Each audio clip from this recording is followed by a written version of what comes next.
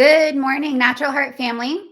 I'm Dr. Lauren Lattanza coming to you for our first weekend edition of Happy Heart Month 2022. It is day 5. Today, I will be talking to you about how important it is to consider how you're cooking, as including what you're cooking. So we've talked a lot this week about the importance of a paleo diet, about keeping it all organic, getting pesticides, other toxins out of your diet, off your table. But I want to bring to you today the importance of how you're cooking can also bring some things that shouldn't be getting into your body onto your plate. So let's get started. I'm so glad you're here with me today. Thanks for joining us this weekend. We are going to be coming to you tomorrow as well. So stay tuned for that. I'm going to pull up a screen share for you. Good morning from AZ. How's everybody doing today? Okay.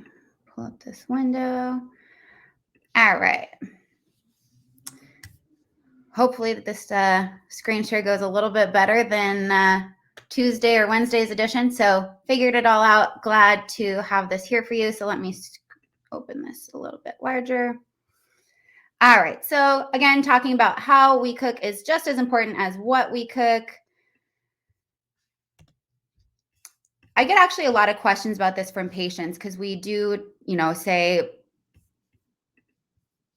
let's change. Let's see if I can get this. All right. So I get a lot of questions about high temperature cooking. Should I smoke my food? Should I avoid smoked foods? So there are some considerations of, there's lots of studies showing that high temperature cooking does in fact raise these certain carcinogens, certain chemicals that develop into your foods that we're obviously better without. So these heterocyclic amines and PAHs, again, well known to be carcinogenic, but then also some of them have been tied to, in the research, to development of cardiovascular disease, increasing risk of peripheral artery disease, stroke, and heart attack. So I hate to bring you some information without giving you ways to correct that. So I wanted to really kind of develop some tips for keeping, low temperature cooking is not going to be as high risk. So if it's low temperature, you're not directly bringing a flame to your food, especially when we're talking about like muscular tissue. So that of poultry, steaks, fish, all of these foods are going to be muscular tissue. When those are cooked at high heats, the heterocyclic amines and those PAHs are going to be at increased risk of developing higher amounts. So we want to keep those minimal as best we can.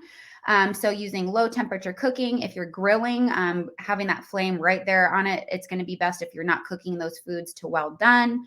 If some of the meat or some of the fish gets kind of charred, probably best to discard that, because that's going to be the components that is going to be highest in those chemical compounds after grilling. Trim away some of that fat, because the PAHs are really, if you're dripping fat, fat juices are dripping into the flames and they smoke, that's going to have an increased amount of PAHs develop in the food you consume. So don't cook it until well. Keep, from having smoke just billowing up into where you're living. Keep the grill at least 10 feet from your house, and make sure to keep that clean and clean between uses. Then we also want to consider what we're cooking in. So I think probably most of us here, we're all searching for the ways to live the longest and healthiest life. I think most of us know that Teflon is probably best to get out of our kitchen by now. But other nonstick coatings are really going to be, guilty as well, especially once we get some more usage in them. That top sealant layer is gone. So whatever is hidden underneath is going to be cooking into your foods, especially when it gets a little bit hotter. So these two components in particular, PFTE and PFOA, shown to be in Teflon and other nonstick coatings. Some of them have gone out of use since 2013. However, not all of us always turn over our cookware, so I think it's probably time to do that, because we see that this PFOA has increased risk of cardiovascular disease and peripheral artery disease. So narrowing of the arteries in the periphery as well as the cardiovascular. So we want to make sure and decrease that risk. I had another study that I pulled here that was talking about the inside lining of the blood vessels. So also considering the metals that are leaching from these pans. So aluminum, iron, cadmium, lead. So it's not just from a metal pan. Ceramic, actually, you have to consider where the ceramic is sourced from. Cadmium is a well-known metal that accumulates it's in tobacco plants. So smokers typically have lots of cadmium in their urine tests that we get back from Vibrant, which would be in this triple toxin test that if you are following along, which I hope you all are, you can be entered to win. And then we will get to the bottom of where these metals, these toxins all came from. So that would be part of the triple toxin test. The metals, some of these will come up, but cadmium has been found in some of these metal pans, metal dishes. Some ceramics leach cadmium into the food, and cadmium increases endothelial dysfunction. So that inside lining of the blood vessel that is so critical for maintaining proper blood pressure. We want a nice, slick, nice, that kind of sugar-coated inside particular sugars, particular coating inside of those blood vessels. So we want to really protect that. And we do not need metals like cadmium coming in and destroying that endothelium. Because therefore we're going to increase the rate of atherosclerotic plaque formation. So keeping the cadmium out of your cookware. Another metal that I mentioned, so lead is really going to be something that's in a lot of alloys. So if it's a metal blend, if it's just some random, pot or pan that you bought and you're not really sure if it doesn't say non-toxic, chances are that it's probably got some things that are going to leach into your food especially after a good amount of years of usage. So be sure to turn those over, get yourself some non-toxic cookware. But the research really, really does show that high blood pressure goes hand in hand with lead exposure. So we want to be sure that we're not leaching lead into our foods from poor quality metal cookware. It's going to increase your risk of cardiovascular, stroke, peripheral artery disease, again, mortality. So increased chance of dying overall, which is terrible. Yes, so I just got a Facebook user question. We've got Caraway Ceramic. I'm not sure particularly about that brand. We do really suggest Extrema cookware because, again, ceramics, wherever they dig it up, we're kind of just at the will of the brand to see if that's something that is going to, if they've done the research of what's in that ceramic. So we want to make sure that we are doing our due diligence. And I know that Extrema stands behind their product. We stand by them, and we highly recommend that if you're looking to replace some cookware in your home, always give Extrema a good look. It's ceramic, none of the toxic coatings, so that you're not going to have to worry about any of that leaching into your cookware, especially, even after a number of years. If you get past whatever, it's not going to dig into that underlying layers and leach some metals or some chemicals into your food. Now it's time for me to get to the word of the day, which is empower. I thought that the best way to tie this into my conversation today was that when you're cooking your meals at home, you are empowered and that you are in complete control of what goes into your body. So you know exactly what kinds of oils you're using. You know exactly the amount of high heat that you're using. If you're using high heat, you know that you're not using olive oil. I would suggest if you're cooking at higher heats, using something like avocado oil.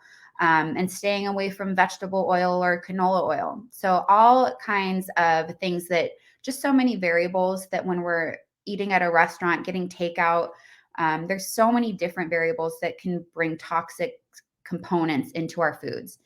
Something that I often bring up with patients that maybe we don't think about is even if you're getting takeout food from an organic restaurant, what's the vessel? What's the takeout box like? Are they putting hot food into a plastic container so that it's bringing BPA into your otherwise would be organic food? All kinds of things to think about.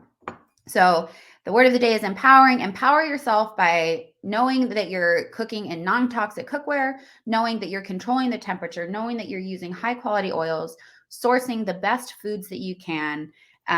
All of these things that are really empowering to you so that you know exactly what's going onto your plate and you know what's going into your body so that you're not, we can get out of our own way, so to speak. All right. Today we have the 10 spices for heart health. This is an excellent document. We're going to be posting this if you haven't already gotten it through email. Look on our Facebook group. Really, really great document. As a naturopathic doctor, trained in botanical medicine, I just love considering spices, herbs, all of the wonderful natural medicine that we have in this world. So 10 best spices for heart health. Again, going back to, grabbing things off of shelves or from restaurants, anything that's a sauce or a marinade is probably got a good amount of some poor quality oils, lots of sugar, probably not so great, maybe using table salt. So again, empower yourself, taking back that control.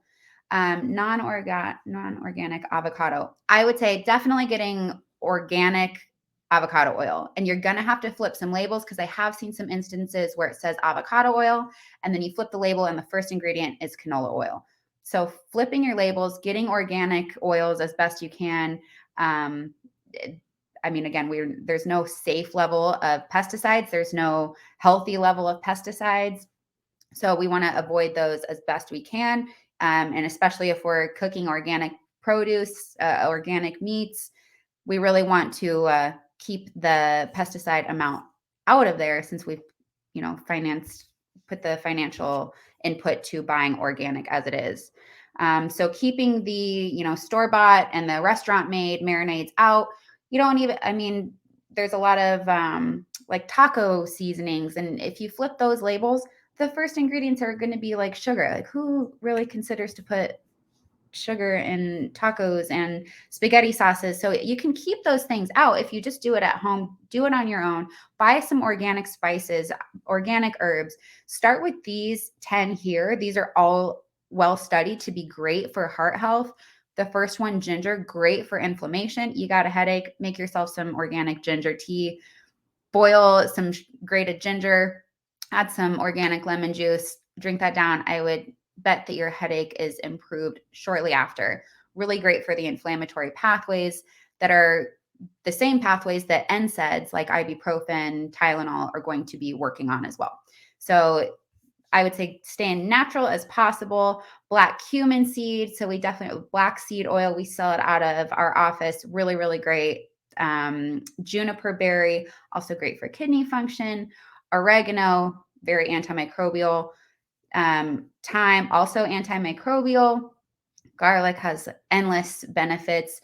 Rosemary actually can help with cognition as well. So if you're into essential oils, you get a little rosemary in your diffuser, kind of help you think a little bit more clearly. Turmeric, again, very well studied. Curcumin is, I think, on most people's supplement lists anymore. Very anti-inflammatory. Celery seed, very, very well studied for hypertension. Capers, the highest natural amount of quercetin found in foods. So, and these are just kind of the first off the cuff reasonings that I would suggest people use these, but there are well-studied specific cardiovascular uses for all of these as well. Keep them in your pantry, keep them, going into your food for flavoring, keep the sugars and the poor quality oils out of there. So download this list. Let me know if you have any questions. Again, I love talking herbs, all things botanical medicine, super fun, very interesting. The research continues to pour out. So just keep it organic and keep those sugars out of there. I see we did have somebody link the non-toxic cookware to Extrema. So again, replacing your pots and pans. I hope that this was helpful in kind of spurring the change that might need to be made in your own home, in your kitchen. I know that I've had to go through and kind of throw some things away over the years, just because you got a hand me down like I had. You probably need to do a little bit better digging. Just invest in a few really high quality pots and pans, and that's really all you're going to need. So it's worth the investment, investing in your health, investing in your heart, especially things that you're feeding your family. We want to do what's best for everybody. I'm happy to answer any questions. We've got a few minutes to spare here. I know that I'm super appreciative for everybody that's joining us this morning. We had a bunch of people viewing us on Facebook right now. So happy that you're all here with me on Saturday. Hope we've all got great weekend plans. We got a question here. What oils are good for deep frying? So again, if it's going to be a high temperature, I would say probably the avocado oil is going to be your best bet. So a high temperature is going to be avocado oil. I love that, Emma. Keep those herb gardens growing. I love that. Stainless steel. I think that I've heard mixed reviews. So in getting this presentation together, I really wanted to dig on stainless steel. I would say that is a metal alloy to an extent. So we just want to make sure that it doesn't have some of these heavy metals that can leach into our food. So a lower quality stainless steel might have some of these. So just doing a little bit of digging and make sure that there's no lead, no cadmium, no aluminum that's going to be leaching into your food. Air fryer. I think air fryers really are, I think they're okay. I think they're pretty low toxic, just depending on, again, you can, I know, scale the temperature on that. So if you're cooking close to 500 degrees, what oils are you using? So keeping all of that into consideration as well when you're air frying. I know that that's really a hot topic anymore. That's like the big kitchen gadget. I love it. Good questions, guys. So be sure that you're filling out your sheets to follow us along all month. If you haven't already, spread the word. It's not too late to get started. Making sure that we can all go back and review everybody's videos. Tomorrow, Dr. Wolfson will be talking to us about the importance of sourcing clean water and drinking enough clean water for our heart health, how important it is for all bodily functions. So stay tuned with that tomorrow. Make sure you're filling along the word of the day. Again, today's word was empower. I'm happy to answer any other questions. I'll kind of check back in on this video as it goes on through the day, and know that everybody's got a busy weekend ahead. I'm going to get out and go for a bike ride. So I hope that you're all going to get outside today. Hopefully you're staying warm if you're in some of these Midwest states. I know I've got family in the Midwest and they're just bunkered down. So I'm going to go enjoy the Arizona sunshine while I can before I get cooked this summer. So you all have a wonderful weekend. Thank you again so much for joining us today. Come back tomorrow and follow along with Dr. Wolfson. Have a great day.